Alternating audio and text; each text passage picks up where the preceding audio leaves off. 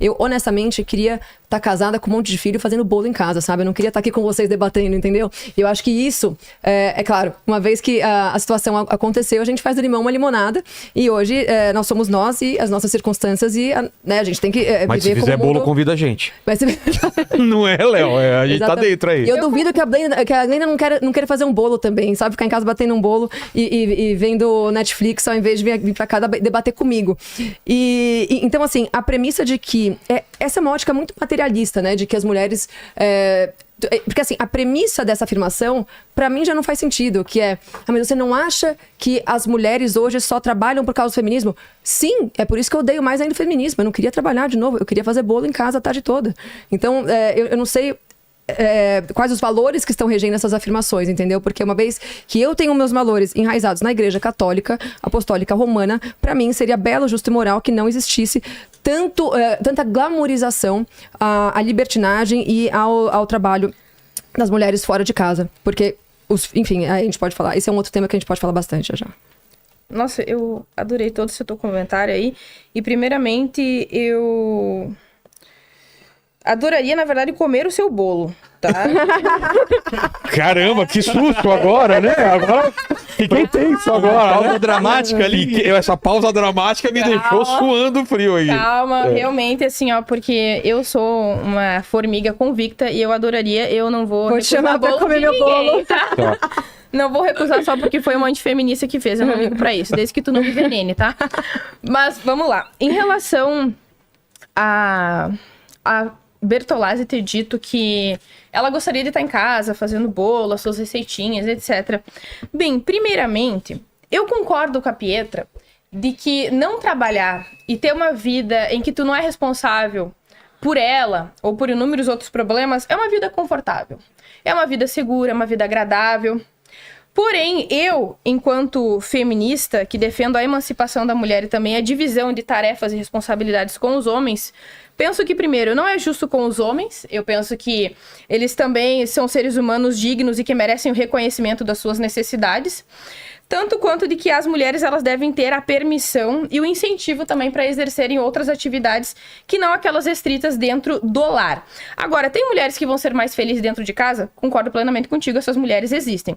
Vou ser contra essas mulheres através de algum tipo de imposição cultural ou de algum tipo de lei especificamente? Não, jamais. Mas eu não acho especificamente que seja bom para as mulheres, porque como eu citei anteriormente, essas mulheres elas vão ter uma maior possibilidade de sair de um casamento ruim, caso elas tenham essa necessidade.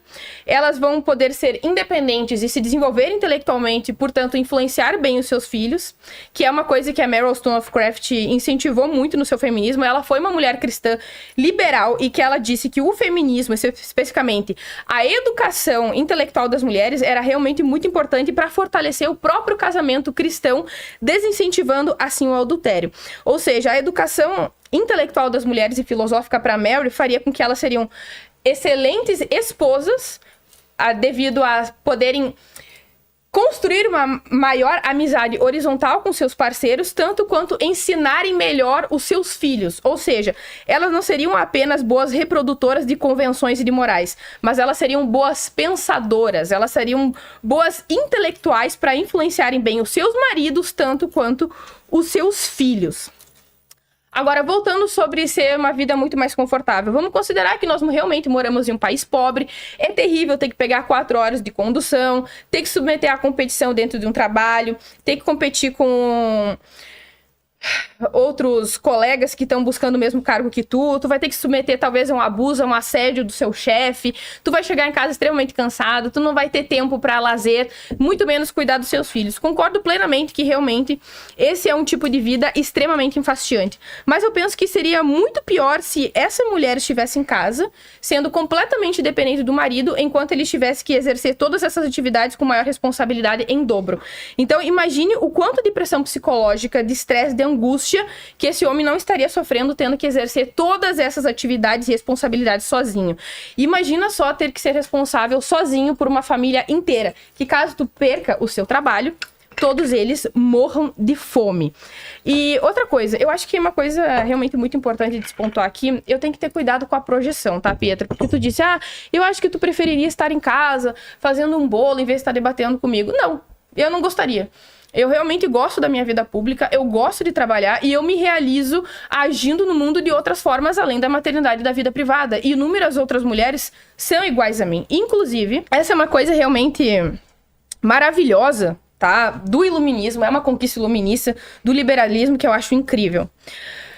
Durante a maior parte da humanidade, tá? Em que nós vivíamos em tribos, ou se não em comunidades patriarcais, todos os familiares, eles viviam muito próximos uns dos outros. Então, havia uma linhagem de parentesco muito próxima e muito íntima, que fazia com que os filhos se casassem por casamento arranjado, inclusive produzindo muita endogamia. Essa, inclusive, é uma característica do patriarcado. Depois eu vou defini-lo para vocês com maior precisão. Me ajudem a não me esquecer. Inclusive gerando muita deficiência genética, tanto intelectual quanto física. Então, o patriarcado, um dos seus problemas é justamente esse. Ele acaba gerando muita endogamia. E por que isso acontece? Esses casamentos por parentesco, eles são incentivados pela manutenção dos recursos e das propriedades dentro de uma só família. Então, isso acaba incentivando essas relações matrimoniais entre primos, entre parentes, talvez próximos ou nem tanto assim. E em relação a essas mulheres terem a possibilidade de sair do casamento, caso elas não estejam em relações de patriarcado. O patriarcado, ele faz com que as mulheres não tenham a mesma oportunidade de trabalhar e de estudar, tá? Isso gera o quê? Extrema dependência das mulheres, dos pais ou do marido. Isso gera o quê? Muita disputa entre a sogra e a nora dentro de um lar. Isso faz o quê? Enfraquece a relação de um homem e de uma mulher.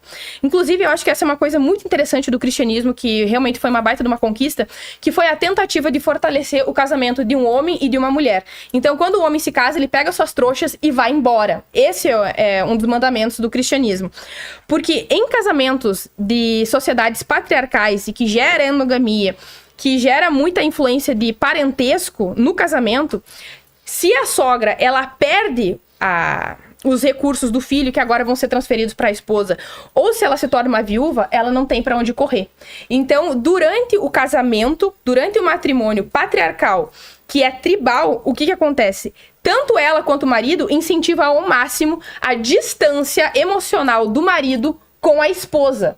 Então, faz com que ele esteja dependente somente da aprovação da mãe, que no caso não é uma mulher de fato, ela é apenas a mãe dele, tanto quanto da fraternidade masculina. Então, esse homem, ele tem muito menos motivos para se importar com o psicológico dessa mulher.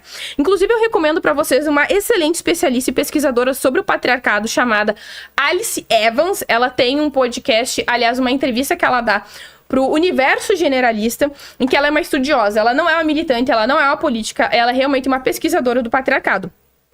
E ela fala que, geralmente, em sociedades onde as mulheres, elas têm um distanciamento muito grande da convivência com os homens, em que os maridos não desenvolvem conexões emocionais com as suas esposas, eles se importam menos com elas. Então, eles convivem pouco com as mulheres, eles têm poucas relações com essas mulheres, fazendo com que eles não as enxerguem como indivíduos realmente dotados de intelecto, que elas são merecedoras de autonomia, que elas são merecedoras de direitos. Eles tendem a desprezá-las e a vê-las como mais um instrumento de reprodução e de nutrição e de criação da prole. Então, elas são desprezadas. Então, essa é uma das principais defesas da Alice Evans, para que nós possamos defender a emancipação financeira, intelectual e política das mulheres, porque isso fortalece os relacionamentos entre o casal, entre o homem e a mulher, tanto quanto faz com que os homens desenvolvam mais empatia pelas parceiras e por projeção em relação às outras mulheres também.